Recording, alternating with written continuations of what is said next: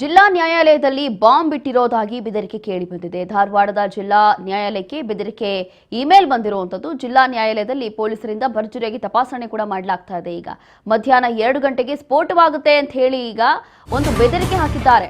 Bomb ನಿಷ್ಕ್ರಿಯ ದಳ ಸೇರಿ ಪೊಲೀಸರಿಂದ ಸರ್ಚಿಂಗ್ ಮಾಡಲಾಗ್ತಾ ಇದೆ. ಕೋರ್ಟ್ನಲ್ಲೇ ಇದ್ದಂತಹ ವಕೀಲರ ಹೊರಗೆ ಹಾಕಿದ್ದಾರೆ ಪೊಲೀಸರು.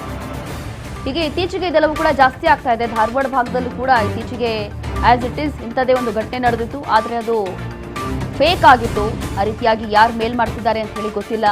ಈಗ ಮತ್ತೊಮ್ಮೆ ಜಿಲ್ಲಾ ನ್ಯಾಯಾಲಯಕ್ಕೆ ಬಾಂಬ್ ಇಟ್ಟಿದ್ದೀವಿ, 2 ಗಂಟೆಗೆ ಬ್ಲಾಸ್ಟ್ ಆಗುತ್ತೆ ಅಂತ ಹೇಳಿ ಇಮೇಲ್ ಮಾಡೋ ಮೂಲಕ ಬೆದರಿಕೆ ಹಾಕಿದ್ದಾರೆ.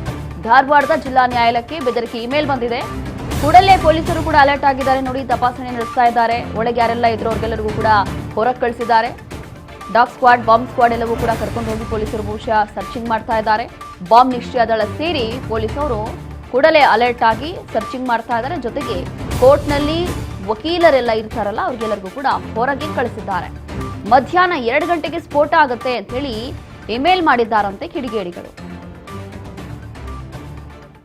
ಹೀಗೆ ಈ ರೀತಿಯಾಗಿ ಧಾರವಾಡದ ಜಿಲ್ಲಾ ನ್ಯಾಯಾಲಯದಲ್ಲಿ ನಡೆದಿರುವಂತಹ ಘಟನೆ ಇದು. ಪೊಲೀಸರು ಕೂಡಲೇ ಎಲ್ಲರನ್ನೂ ಕೂಡ ಹೊರಗೆ ಕಳಿಸಿ ಬಾಂಬ್ ಸ್ಕ್ವಾಡ್ ಮತ್ತೆ ಡಾಗ್ ಸ್ಕ್ವಾಡ್ನ ಕರೆದು ಈ ರೀತಿಯಾಗಿ ಕೂಡಲೇ ಸರ್ಚಿಂಗ್ ಮಾಡಿದ್ದಾರೆ. ಏನಾಗ್ತಾ ಇದೆ, ಏನಾಗಿರ್ಬೋದು ಅಂತ ಹೇಳಿ ಈ ರೀತಿಯಾಗಿ ಒಂದು ಇಮೇಲ್ ಬಂದಿದೆ ಅನ್ನೋ ಮಾಹಿತಿ ಸಿಗ್ತಾ ಇದೆ.